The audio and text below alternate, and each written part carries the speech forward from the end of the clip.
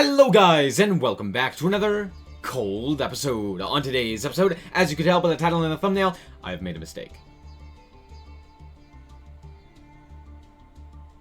I made Darklords for the Synchro Festival event. Synchro Darklords. But it was funny. So here's the list, and yeah, it's basically just Diviner of Herald Darklords, except without the things that actually make it good, condemned. But notably, we can make Baron pretty easily. So let's quickly do the card by card and talk about the deck list. So obviously we are playing the Diviner of Herald package with triple Diviner of Herald, 1 Trios, 1 Ava, and 1 Angel 01. In all honesty, I actually never really used this because there's no real reason to do that. So I like Trios, I think it's very nice. But in all honesty, most of the time I would just normal summon Diviner to send something like a Superbia or something else to modulate its level to the specific level that I wanted. Angel 01 is very nice, though. It's just a solid card. And Trios is also pretty nice. But yeah, I don't know. I never really actually used this to its full effect. Not to say that it's bad, I just never did. Anyway, moving on, we are also playing a few hand traps, notably Gamma and Max C. Those are the only hand traps that we're actually playing, and Gamma's very nice, and then just Max C to draw us a whole bunch of cards. Moving on to the Darklord cards, we are playing 2 Ukobak, we are playing triple Indulged, 1 Amdusk, double Nastin, double Superbia, 1 Nurgle, 2 Tez, triple Ixchel, and 1 Morningstar. Things to note, I really do like Nurgle, mostly because of the fact that we can get it off of Reasoning or Morningstar, and it's just very nice to have that additional piercing battle damage, on top of the fact that yeah, it's just like another solid card to have. I am playing 2 Ukobak. I'm not entirely sure I like this, but notably, if you normal summon Diviner, you can potentially go into something like an 8 or a 9, or something along those lines with the Ukobak, so that's nice. But all in all, most of the time it's just used for the extra Indulged. You could also just send it to the grave if you need to.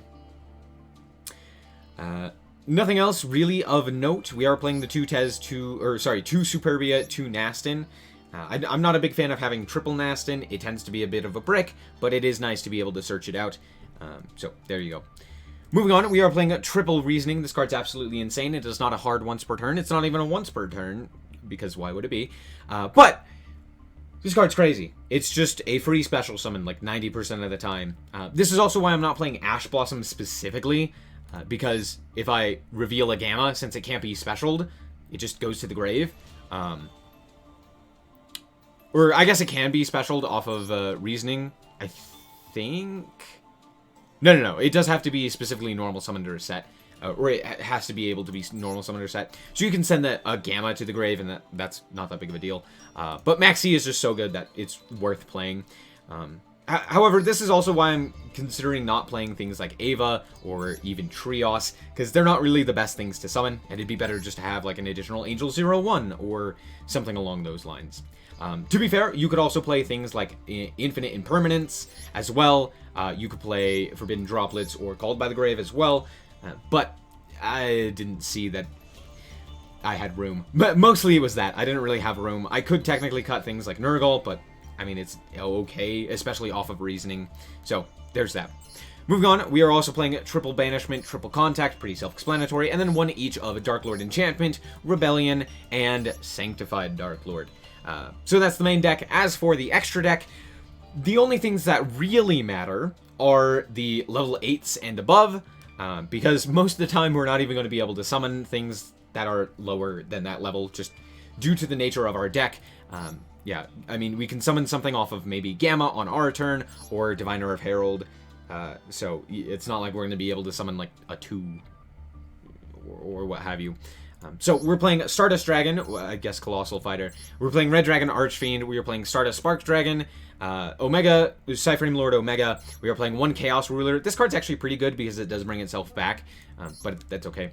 We're playing Gigantic Castle, Cloud Castle. We are playing the Stellar Wolf, or Stellar Wind Wolfrayet, which is kind of okay. And then, of course, Baron.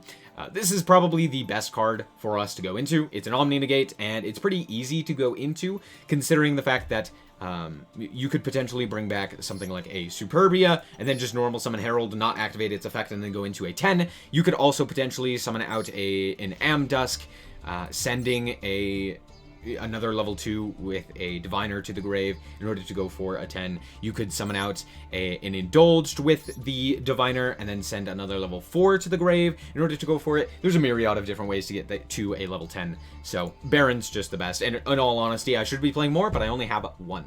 So all in all, that's the deck list. It's not the greatest, but it's very funny. And yeah, let's hop into some replays and see how this deck performs. Before we hop into the duels, let me just say that over 80% of the people who watch my content aren't subscribed. So if you find yourself coming back on the regular, you can always subscribe. And if you end up finding that you don't like the content anymore, you can always unsubscribe later. It's free, it's fun, and it allows me to continue making content for you guys on the daily. So if you like the content, consider subscribing. Anyway, let's hop into the duels. Alright, so here we are in our first duel, and we actually have a really stellar hand. Ixchel, Banishment, and Reasoning are insane. So we're going to fire off that Ixchel to draw 2 cards. We're going to activate Reasoning here in order to special summon out an Ukobak. They declared level 4, so we get a free Ukobak here. I'm going to actually send off the Superbia to the grave off of Ukobak's effect in order to give us a better contact. So I'm going to search out Contact here, and then we will activate the Contact. We're going to special summon out the Superbia as well as the Ixchel off of the Superbia here. And then we can go and activate Ixchel's effect in order to contact out our Indulged. Indulged effect will activate in order to special summon the Ukobak and add the Morningstar to our hand. I'm then going to tribute off the 2 lower level monsters to go for Morningstar, activate Morningstar's effect to go for Nurgle, because this card's just kind of like the best one to have on the field. It has high defense as well as high attack, while actually providing a decent effect on the field. So while I could have gone for something like a Nastin or an Amdusk or something like that, this one just seems to be the best. We're going to activate its effect in order to search out a Darklord Rebellion. And then we will activate Morningstar's effect to mill a whole bunch of cards, including a Banishment, which is very nice, because now we can search for a Tez. So we're going to set the Rebellion and just pass the turn. They're going to go for Resonator Call to add a Synchro Resonator. Now, they actually have a card that does special summon itself if they control no monsters. So the fact that we gave them Ukobak means they literally cannot go for that, preventing them from actually getting a better follow-up play. So they're going to special summon out their Psy Reflector, and I'm actually going to pop this, reason being, 1, it has the ability to revive a card, and 2, more importantly, it's a tuner. We don't want a tuner on their side of the field, so I'm just going to immediately get rid of that. We send it the Indulged to the grave for that. They're going to normal summon it, the Red Resonator, to special summon out the Assault Beast, and I'm going to pop this one as well. Again, keeping them off of tuners is our best option. I'm going to activate Nurgle's effect during the end phase to search back the Darklord Rebellion. And at this point, it's a hop, skip, and a jump to lethal. We have Nurgle for the piercing battle damage, so it's basically over already. And yeah, they realize that too and scoop it up. Alright, so here we are in our second duel, and we started off with Maxi. Therefore, they're going to take the Maxi challenge. I'm going to fire that off, and here we go. I know that the Maxi challenge kind of makes things a little bit fuzzy, doesn't really show you the true power level of the deck, but this is more so for fun. I don't think this is a good deck. You don't think this is a good deck. If you do, you're crazy. But yeah, we actually draw into Reasoning, number 2 here. And throughout this combo, we're going to draw into all 3 copies of Reasoning, which is very funny. So I'm going to let them go off. They're going to reveal a whole bunch of cards, mill a whole bunch of cards. And they're actually playing Magic Key, which is pretty cool. I don't know why they decided to actually try and take the Maxi challenge. I think that was a very, very big mistake from them. But they do. So, you know... They're going to go for Cyframe Lord Omega here, which is rather funny. They're going to grab up the Collapse Serpent. They're going to banish 1 for the Collapse Serpent. This is one of those things where it's like, they never needed to summon this. There was no point in summoning this. This card doesn't do anything on the field. Not really, at the very least. Like, it kind of floats, But, like, it's not going to keep you safe, so why give them the extra card, you know? And you'll see that they don't actually end up using it, which is why I brought that up. They're going to add back the advanced ritual art here. They're going to go Jet Synchron. They're going to go for the 9 here for the Hot Red Abyss Dragon Archfiend. And then they will go for their Magic Key Big Boss Monster. So, what do I have to contend with? I have to contend with one card that is going to be ripped out of my hand with the Omega. Which, I mean, okay.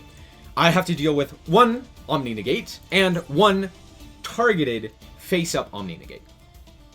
That's it. That's all I have to deal with. With all of these cards. I did draw Driver as well.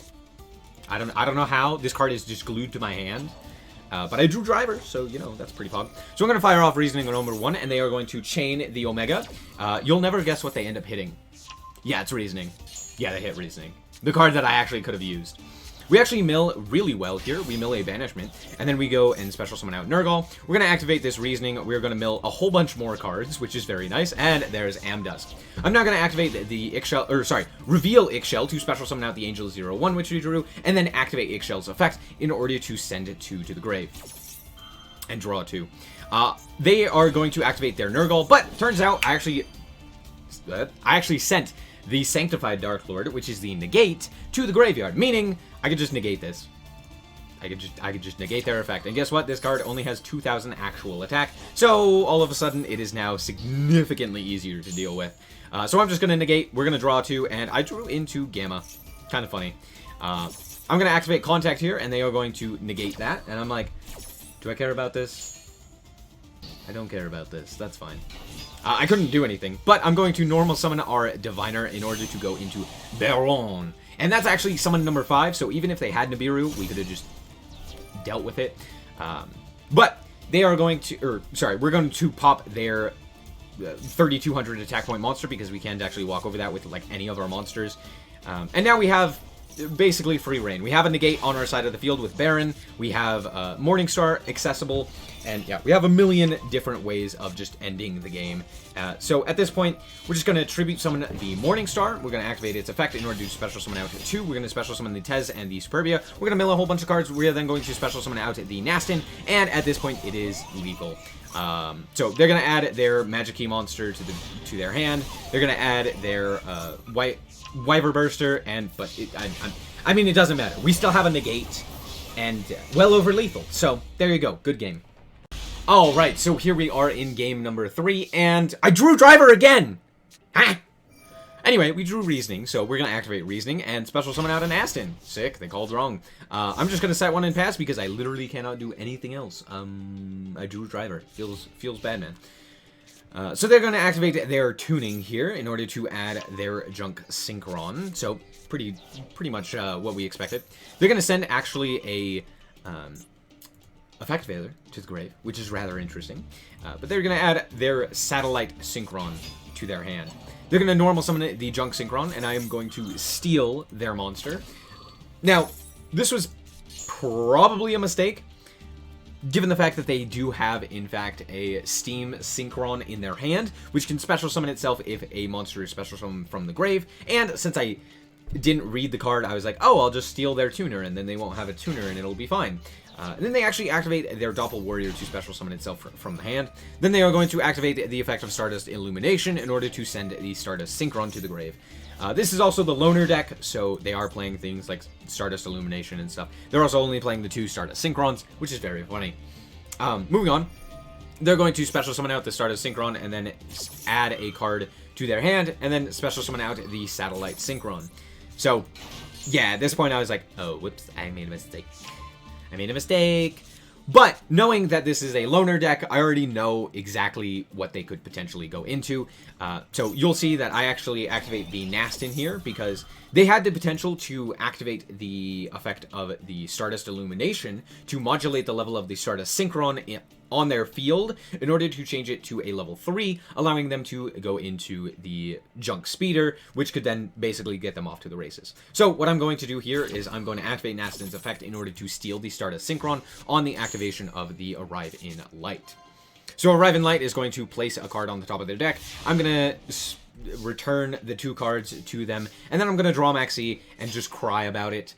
But I'm actually going to just walk into their non-tuner here, because currently they have 3 tuners, and they're going to draw another tuner for turn. So, yeah, we're going to get rid of the non-tuner. Yeah, so Doppel Warrior is gone. They're going to special summon out their monster here, and I'm going to chain Maxi. Give me that draw, please, and thank you. Now, if they have a non-tuner, it could be a little dicey. So, they are going to activate their effect in order to modulate the level to increase the level of their Stardust Synchron by 1. This was a mistake. This is way worse for them. They don't want a level 5. They want something like a level 3 or even a level 4, but it's fine. They did end up having the level 2 as well, and they go into Jungle Warrior here. Now, I understand the reasoning for this. They are going to gain 700 attack off of the Satellite Synchron, and it doesn't really play into Max C nearly as much, so they will be able to walk over Nastin, but since I have Tez in hand and Reasoning, well, we actually drew the Reasoning off of the Max C, which is very nice. But all in all, it's not that big of a deal. They draw a card and then activate their Synchro Chase, which doesn't really do anything. They're just going to activate a whole bunch of stuff because they can, and we're going to protect with Tez, so Nastin stays on the field. Very, very nice. At this point, we should have an easy way to lethal, especially drawing Banishment. So we are going to activate Reasoning and special summon out a Max C. You know, not a lot you can do. We're going to grab up Contact here. We're going to fire off that Contact in order to special summon out Nurgle. Nurgle allows us to inflict piercing, and since they have a lot of low defense point monsters, that's very good for us. We're going to special summon out Tez with Nurgle's effect, and then search out the Morningstar. We have not yet normal summoned, so we're going to tribute off the Tez and the Maxi in order to go for Morningstar. We can only special summon out 2, even though they have a lot of monsters. But yeah, we're going to mill 5 cards there, and then activate Ixchel's effect to search enchantment, and then proceed to the battle phase. Now, one thing I do want to note is we did actually mill a Rebellion, which does matter. We haven't used Nastin's effect, so we can just copy that to get rid of this Junk Warrior, so that's what I'm going to end up doing. I'm going to activate that effect now, pop the Junk Warrior, and this is lethal. So, yeah, good game. Bonk. So, we're back with the deck, and all in all, should you play this deck in the Synchro Festival? No, play something that actually Synchro summons. Play Synchron, play Shiranui, play a myriad of other decks that you can actually utilize to Synchro summon. Even the loner decks are better. There are so many different loner decks. Well, okay, there's 3 different loner decks, and all 3 of them are very good. You get the same amount of points for playing them, and you get to try out new decks and strategies. The Baron deck, the Baron deck is actually very good, even though you're playing things like Noble Knight cards, which are just absolutely unnecessary. The Speedroid deck is very interesting, and it teaches you how Speedroids work, and the last deck is... it's just Synchron. I mean, we literally played against it in that last duel. It's just Synchron. But all in all, the event's kind of filled with people who aren't even playing an extra deck, which is really disappointing. So if you want to play something that doesn't require the extra deck, but can technically play cards in the extra deck, then sure, go ahead and play Darklords. All in all, I would highly suggest playing actual Synchro decks, and also not this version. This was just hastily thrown together. It's not the best, but all in all, I mean, if you want to play Darklords, go ahead, play Darklords. But that's going to be it for this episode. I hope that you guys did indeed enjoy. If you did, a like is very much so appreciated, and if you want to check out more content like this, as well as more Yu-Gi-Oh!, then just be sure to subscribe. Anyway, thank you guys so much for watching, and remember to always stay frosty. Bye-bye.